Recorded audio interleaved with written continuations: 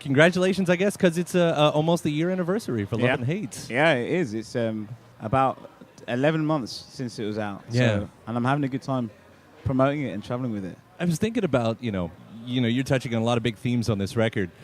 And a lot of, other times you can sort of just get off like, you write the love song and you're just talking about whatever's going on in your life, but you sort of had to carry something along with this one. Has it felt like a weight to be talking about the bigger issues for the better part of a year now? Yeah, sometimes it does. It goes up and down. The main thing is also sometimes the issues, but also it's probably the most, I've only done 2 albums, but the most vulnerable I've been for my songs or singing.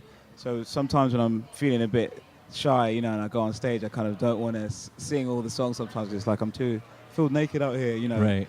And you're giving out a lot. But most of the time, it's worth every minute, and actually it feels about right, especially crazy times anyway. It's nice to be part of what I feel is a lot of musicians and artists kind of stepping up to the plate and singing about what's happening and all the music I was influenced by growing up, they were all doing that, and I was like, where's all the musicians that are singing about what's happening? And it seems like now is a period where people might talk about that, Like they're all doing it. Yeah. It's been my favorite part of this.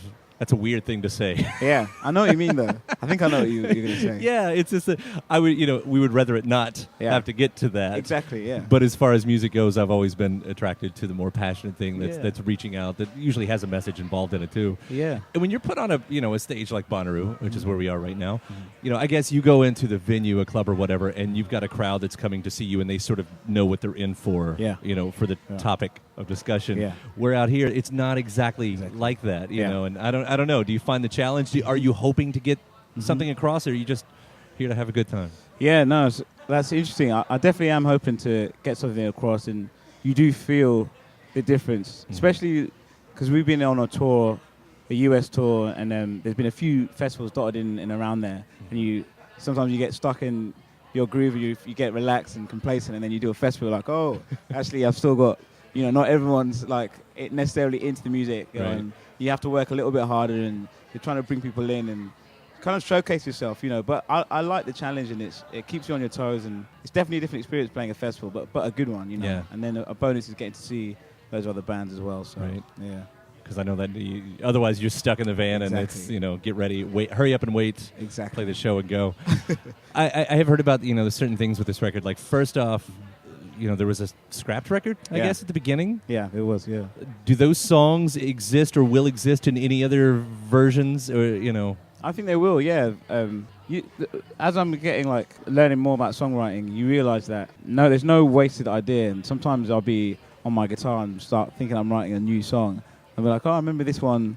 I thought I threw this away, but a new section comes and you think, oh, this song did have some legs to it. I just didn't know it yet. And sometimes you add sections to old ideas. So I've been in the studio in and out, and sometimes those old things have crept up and rehashed. And so, they'll probably be resurfaced somewhere or another in the future. I mean, that's the nice thing, having that sort of, stock. Yeah, exactly. that you can reach for now, it's true. Yeah, because sometimes I think it's every songwriter's nightmares. You feel like one day you're just going to dry up and have no songs anymore. So every now and again, when you're really stuck, you can pull on something else, Radiohead's doing it a ton right now. I know. No comment on that, but yeah. It's a really great story of, that you've told of how this album finally did present itself. Yeah. When it all starts coming to you. Yeah. I mean, you had some hesitation at first, right? Yeah, loads. Yeah, I've just kind of, I think second albums, maybe it was in my head, but for me, second albums, I feel are really important. Even when you mention, long-standing bands like Radiohead, their second and third albums, they just kept kind of stepping it up, and that's why they're still going and a respected band if you're into them. And I really wanted to push on to and grow as an artist with the second album. I also wanted to not prove a point, but just show another side of me as well that people might not necessarily expect. And so that took a bit of digging to get to that, and took a bit of work to grow, but it was worth it. Well, the music itself, and I want to point out that because I think a lot of the weight is put on the lyrics, because the music is such a different world for you. I mean, you listen right from the beginning of the record, and it seems like it is like two stories in one for this record, like what you're talking about and what you're playing. Yeah. I just wanted to go So when we scrapped the first kind of draft, and I started again, I just thought, right, I'm just gonna go for it and just try and do the most brave thing I can think of to do that people wouldn't expect, but also it's just something that I would listen and be like, oh, I'm nervous to show people that, or what will people say.